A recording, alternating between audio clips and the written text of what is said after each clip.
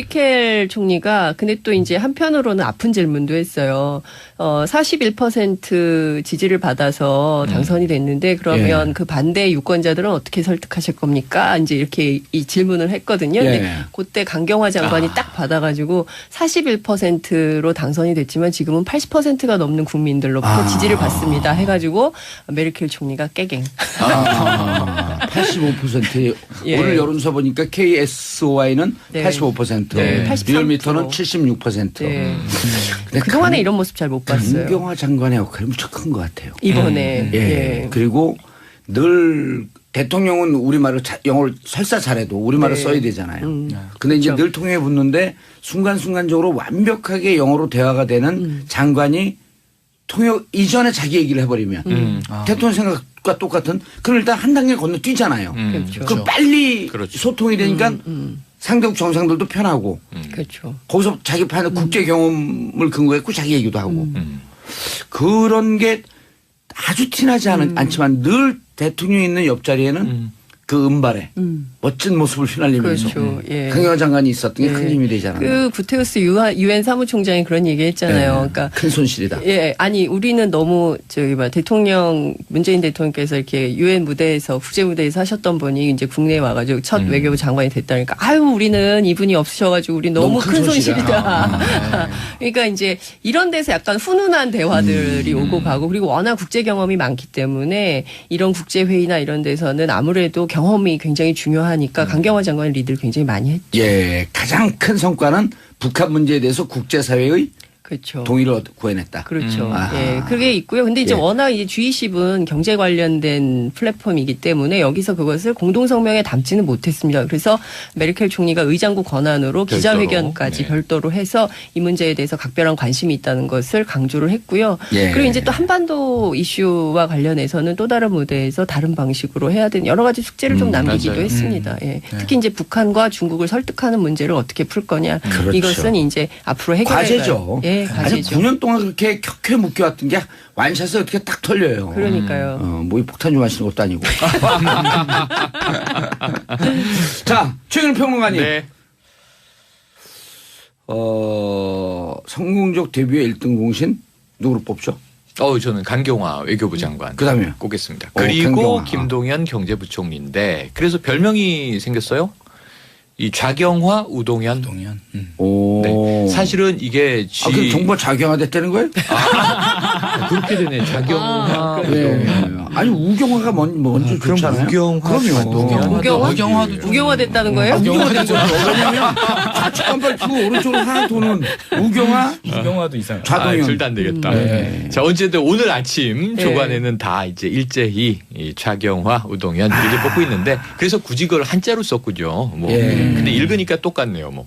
예, 그런데 이게 강경화 외교부 장관의 역할이 너무너무 이제 큰 부분에서도 그렇고 굵직하게 또는 세세한 부분에서도 그렇고 그런데 G20에 우리가 조금 이제 북핵 문제 때문에 예. ICBM급 미사일을 발사하는 바람에 거기에 좀 다 이렇게 매몰됐던 안타까운 경향이 있어요. 왜냐하면 G20은 원래 경제 이슈가 핵심이 되는 이 국가 정상들의 모임이에요. 그렇죠. 원래는 경제 장관들이 모이는 그렇죠. 모임으로 G7에서 시작을 했다가 어허. G20 정상회담 이렇게 간 건데 그러다 보니까 이번에 기후협약 때문에 좀 미국의 트럼프가 왕따가 된 게 현실이에요. 프랑스 기후 네. 세계 기후협약에서 탈퇴하겠다 선언했잖아요. 사실 이거 좀 역설적으로 말씀드리면 저는 북한의 미사일이 트럼프를 좀 살려줬다, 건져줬다.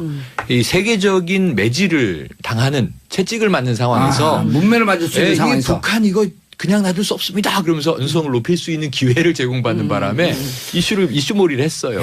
지난해 7월서부터 김정은 북한과 이게 아주 한 라인을 갖고 교류한 게 이런 작전을 하려고 했던 거 아니야? 둘이? 네. 그래서 러시아 스캔들로도 지금 뭐 궁지에 몰렸지만 사실 좀 북한이 도와주는 거 아니냐 이런 우스갯소리가 나올 정도로. 그렇죠. 네네. 그랬는데 이제 결국은 티나진 않았지만 이번 그 G20에서 김동연 경제부총리도 상당히 이제 밀착 행보를 보이면서 경제 이슈들을 풀어내기. 왜냐하면 이제 제일 중요한 게 우리나라 입장에서는 이 기축 통화들이 있잖아요. 예. 달러나 엔화나 그렇죠. 지금 위안화도 기축 통화가 된 상황이다 보니까 유로화도 있고 이런 환율 문제, 금리 문제를 조율하기 위한 상당한 이제 물밑 행보를 보였다.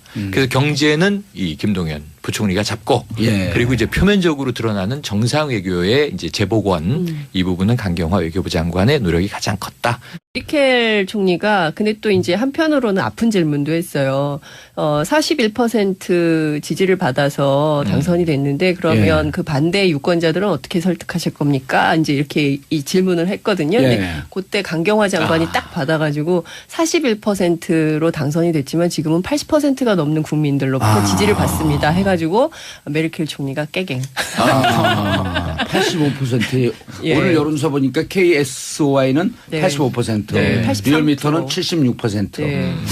근데 그동안에 이런 모습 잘 못 봤어요. 강경화 장관의 역할이 무척 큰 것 같아요. 이번에. 예. 예. 그리고 늘 대통령은 우리말을 영어를 설사 잘해도 우리말을 네. 써야 되잖아요. 근데 이제 늘 통해 붙는데 순간순간적으로 완벽하게 영어로 대화가 되는 장관이 통역 이전에 자기 얘기를 해버리면 대통령 생각과 똑같은 그럼 일단 한 단계 건너뛰잖아요. 그렇죠. 그럼 빨리 그렇죠. 소통이 되니까 상대국 정상들도 편하고 그렇죠. 거기서 자기 판에 국제 경험을 근거했고 자기 얘기도 하고 그런 게 아주 티나지 않지만 늘 대통령이 있는 옆자리에는 그 은발에 멋진 모습을 휘날리면서 그렇죠. 예. 강경화 장관이 있었던 게 큰 예. 힘이 되잖아요. 그 구테우스 유엔 사무총장이 그런 얘기 했잖아요. 그러니까 큰 손실이다. 예, 아니 우리는 너무 대통령 문재인 대통령께서 이렇게 유엔 무대에서 국제 무대에서 하셨던 분이 이제 국내에 와가지고 첫 외교부 장관이 됐다니까 아유 우리는 이분이 없으셔가지고 우리 너무 큰 손실이다.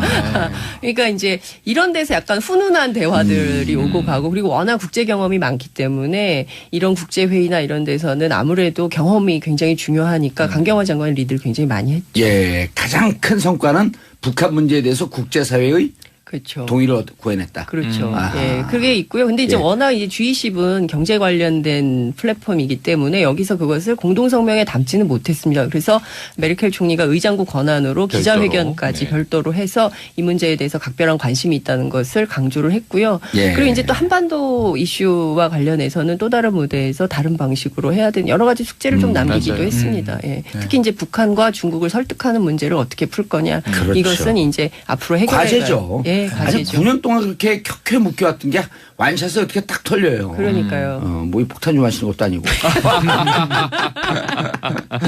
자, 최근 평론가님. 네. 성공적 데뷔의 1등 공신 누구로 뽑죠? 저는 강경화 외교부 장관 그다음에요? 꼽겠습니다. 강경화. 그리고 김동연 경제부총리인데 그래서 별명이 생겼어요. 이 좌경화 우동현. 오. 네. 사실은 이게 그럼 정부가 좌경화됐다는 거예요? 그렇게 되네. 좌경화 네. 우동현. 아니 우경화가 먼저 그럼 좋잖아요. 우경화, 우경화? 우경화 됐다는 거예요? 우경화됐죠. 왜냐면 좌측 간발 두 오른쪽으로 하나 도는 우경화, 우경화도 이상. 좌동현. 둘 다 안 되겠다. 네. 자, 어쨌든 오늘 아침 네. 조간에는 다 이제 일제히 이 좌경화, 우동현 이렇게 뽑고 있는데 그래서 굳이 그걸 한자로 썼군요. 뭐. 예. 근데 읽으니까 똑같네요. 뭐. 예, 그런데 이게 강경화 외교부 장관의 역할이 너무너무 이제 큰 부분에서도 그렇고 굵직하게 또는 세세한 부분에서도 그렇고 그런데 G20에 우리가 조금 이제 북핵 문제 때문에 예. ICBM급 미사일을 발사하는 바람에 거기에 좀 다 이렇게 매몰됐던 안타까운 경향이 있어요. 왜냐하면 G20은 원래 경제 이슈가 핵심이 되는 이 국가 정상들의 모임이에요. 그렇죠. 원래는 경제 장관들이 모이는 그렇죠. 모임으로 G7에서 시작을 했다가 어허. G20 정상회담 이렇게 간 건데 그러다 보니까 이번에 기후협약 때문에 좀 미국의 트럼프가 왕따가 된 게 현실이에요. 프랑스 기후 네. 세계 기후협약에서 탈퇴하겠다 예. 선언했잖아요. 사실 이거 좀 역설적으로 말씀드리면 저는 북한의 미사일이 트럼프를 좀 살려줬다, 건져줬다.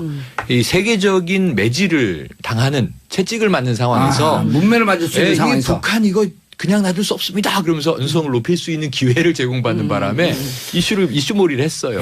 지난해 7월서부터 김정은 북한과 이게 아주 한란을 갖고 교류한 게 이런 작전을 하려고 했던 거 아니야? 네. 그래서 러시아 스캔들로도 지금 뭐 궁지에 몰렸지만 사실 좀 북한이 도와주는 거 아니냐 이런 우스갯소리가 나올 정도로. 그렇죠. 네네. 그랬는데 이제 결국은 티나진 않았지만 이번 그 G20에서 김동연 경제부총리도 상당히 이제 밀착 행보를 보이면서 경제 이슈들을 풀어내기. 왜냐하면 이제 제일 중요한 게 우리나라 입장에서는 이 기축 통화들이 있잖아요. 예. 달러나 엔화나 그렇죠. 지금 위안화도 기축 통화가 된 상황이다 보니까 유로화도 있고 이런 환율 문제, 금리 문제를 조율하기 위한 상당한 이제 물밑 행보를 보였다. 그래서 경제는 이 김동연 부총리가 잡고 예. 그리고 이제 표면적으로 드러나는 정상 외교의 이제 재복원 이 부분은 강경화 외교부 장관의 노력이 가장 컸다.